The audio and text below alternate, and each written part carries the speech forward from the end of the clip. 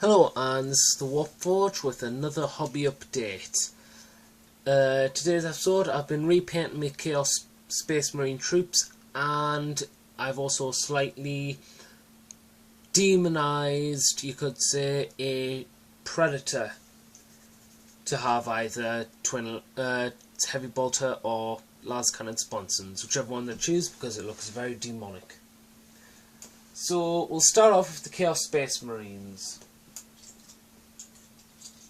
If I can just grab him. Hey. So, I think we'll take him off. We'll place him with him. So far, these are just works in progresses. If that's a word, progresses. Progress. At the moment,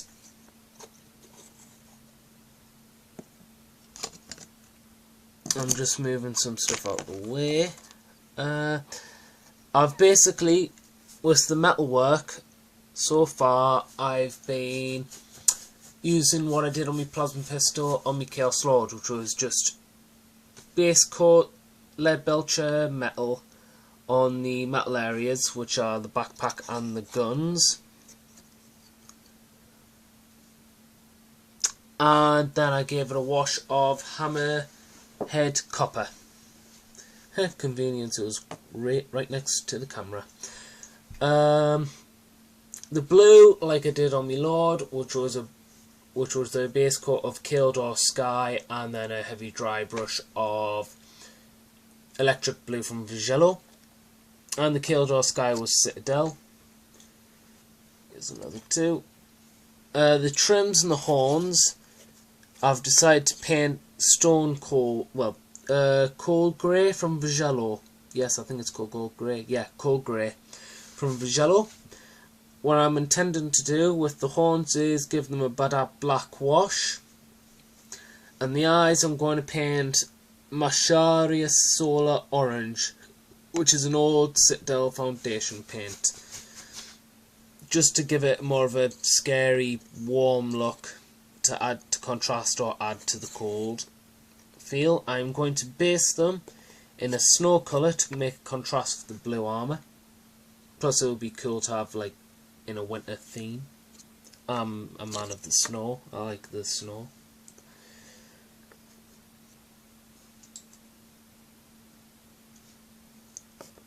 Some more.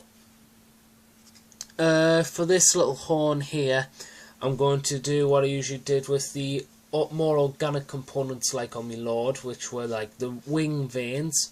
So it's going to be a base coat of rotten flesh, a Devlin mud wash, then a heavy dry, then a layers of dry brushing of skull white.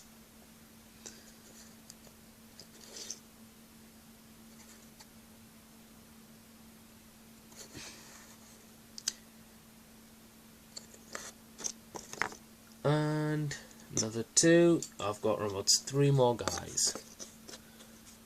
So yeah, this guy, I modelled these when I just started the hobby in 2007, so some of them have an awkward pose, but I'd like to call him the snapshot and not the flyer pose, preferably at Dagger Jets because they can have a chance to glance them. Yeah. Yep. Hopefully we'll see nicer looking models, because these were originally the ones that you saw in many multicolours from other, I'll just move that out of the way, from other battle reports that you've seen on this channel before.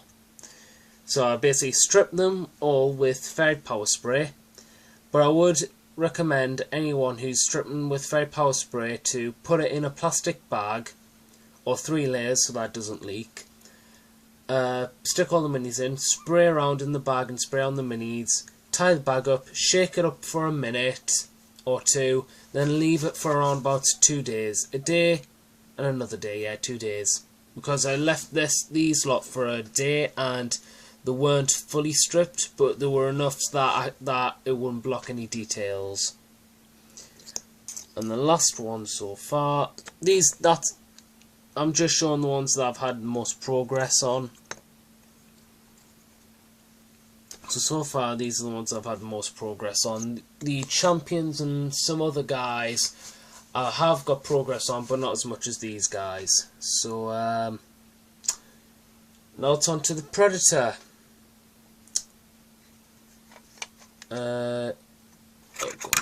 This one isn't painted, but as you see here, a friend gave us a load of Tyrannid spare parts, which include these guns. I just thought I could model these into very demonic looking guns on a tank to make it look even more demonically possessed. Which case I have, I'd say. I could, because of the nozzle of the gun here, I think I could class these as either twin glass cannons firing demonic heats of energy or laser, or because it's got 4 barrels I can count them as heavy bolters, whichever one I choose. This one is a twin glass cannon, which is fair enough, can't really count that as anything else, and on the same side. So a friend gives a load of Tyrannid spare parts, which I'm very thankful for, and it's still functioning. As I see here, I basically, if it'll zoom, hang on,